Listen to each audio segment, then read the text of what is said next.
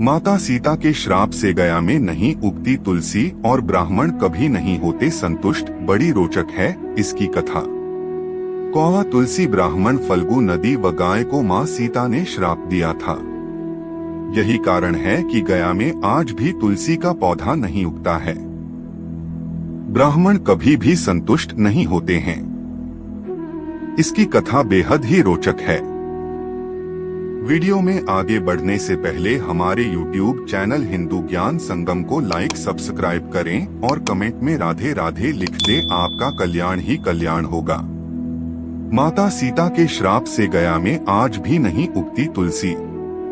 आखिर बिहार के गया में क्या नहीं उगता तुलसी का एक भी पौधा? क्यों ब्राह्मण कभी संतुष्ट नहीं होता? फल्गु नदी सिर्फ नाम की नदी है? क्यों कौआ हमेशा लड़ झगड़ कर ही खा पाता है? कौआ, तुलसी, ब्राह्मण व गाय को माँ सीता ने क्यों श्राप दिया था? इसके बारे में कुछ लोग ही जानते हैं।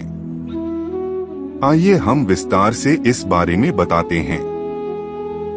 वाल्मीकि रामायण के मुताबिक वनवास के दौरान भगवान राम, लक्ष्मण और माता सीता पितृपक्ष में श्राद्ध करने के लिए बिहार के गया धाम पहुँचे। वहां ब्राह्मण ने भगवान श्री राम और लक्ष्मण को श्राद्ध कर्म के लिए आवश्यक सामग्री जुटाने के लिए कहा। इस पर भगवान राम व लक्ष्मण नगर की ओर सामान लाने के लिए निकल पड़े। ब्राह्मण देव ने माता सीता से आग्रह किया कि पिंडदान का समय निकलता जा रहा है। यह सुनकर माता सीता की व्यग्रता भी बढ़ती जा रही थी, क्योंकि श्री राम और लक्ष्मण अभी नहीं लौटे थे। इसी दौरान दशरथ जी की आत्मा ने उन्हें आभास कराया कि पिंडदान का वक्त बीता जा रहा है। यह जानकर माता सीता असमंजस में पड़ गईं। तब माता सीता ने समय के महत्व को समझते हुए यह निर्णय लिया कि वह स्वयं अपने ससुर राजा दशरथ का पिंडदान करेंगी।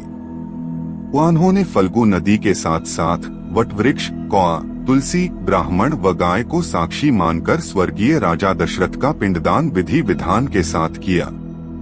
इस क्रिया के उपरांत जैसे ही उन्होंने हाथ जोड़कर प्रार्थना की तो राजा दशरथ ने माता सीता का पिंडदान स्वीकार कर लिया। माता सीता इस बात से प्रफुल्लित हुई कि उनकी पूजा दशरथ जी ने स्वीकार कर ली है। इसके बाद उनके मन में संशय भी हुआ कि प्रभु राम इस बात को नहीं मानेंगे, क्योंकि पिंडदान पुत्र के बिना नहीं हो सकता है।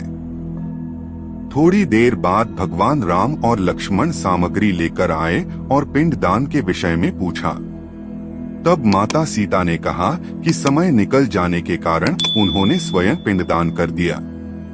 प्रभु राम को इस बात का विश्वास नहीं हो रहा था कि बिना पुत्र और बिना सामग्री के पिंडदान कैसे संपन्न और स्वीकार हो सकता है। इसके बाद माता सीता ने कहा कि वहां उपस्थित फल्गु नदी, तुलसी, कौआ, गाय, वटवृक्ष और ब्राह्मण श्राद्ध कर्म की गवाही दे सकते हैं। भगवान राम ने जब इन सब से पिंडदान किए जाने की बात सच है या नहीं पूछा, तब फल्गु नदी, गाय, कौआ, तुलसी और ब्राह्मण पांचों ने प्रभु राम का क्रोध देखकर झूठ बोल दिया कि माता सीता ने कोई पिंडदान नहीं किया है। वटवृक्ष ने सत्य कहा कि माता सीता ने सबको साक्षी मानकर विधि पूर्वक राजा दशरथ का पिंडदान किया है। पांचों साक्षी के झूठ बोलने पर माता सीता ने क्रोधित होकर उन्हें आजीवन श्राप दे दिया। इन्हें मिला था श्राप, फल्गु नदी को श्राप दिया कि वह सिर्फ नाम की नदी रहेगी, उसमें पानी नहीं रहेगा। इसी कारण फल्गु नदी आज भी गया में सूखी है।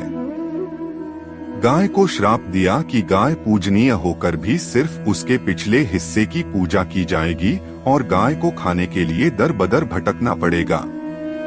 आज भी हिंदू धर्म में गाय के सिर्फ पिछले हिस्से की पूजा की जाती है। माता सीता ने ब्राह्मण को कभी भी संतुष्ट न होने और कितना भी मिले उसकी दरिद्रता हमेशा बनी रहेगी का श्राप दिया। इसी कारण ब्राह्मण कभी दान दक्षिणा के बाद भी संतुष्ट नहीं होते हैं। माता सीता ने तुलसी को श्राप दिया कि वह कभी भी गया की मिट्टी में नहीं उगेगी। यह आज तक सत्य है कि गया की मिट्टी में तुलसी नहीं फलती। और कौआ को हमेशा लड़ झगड़ कर खाने का श्राप दिया था। कौआ आज भी खाना अकेले नहीं खाता है। दीर्घायु का दिया था आशीर्वाद माता सीता ने जहां इन पांचों को श्राप दिया, वहीं सच बोलने पर वट वृक्ष को आशीर्वाद दिया कि उसे लंबी आयु प्राप्त होगी, वह दूसरों को छाया प्रदान करेगा। पतिव्रता स्त्री उनका स्मरण करके अपने पति के दीर्घायु की कामना करेगी। आज के लिए बस इतना ही, मिलते हैं न्यू वीडियो पर। जय हिंद जय भारत।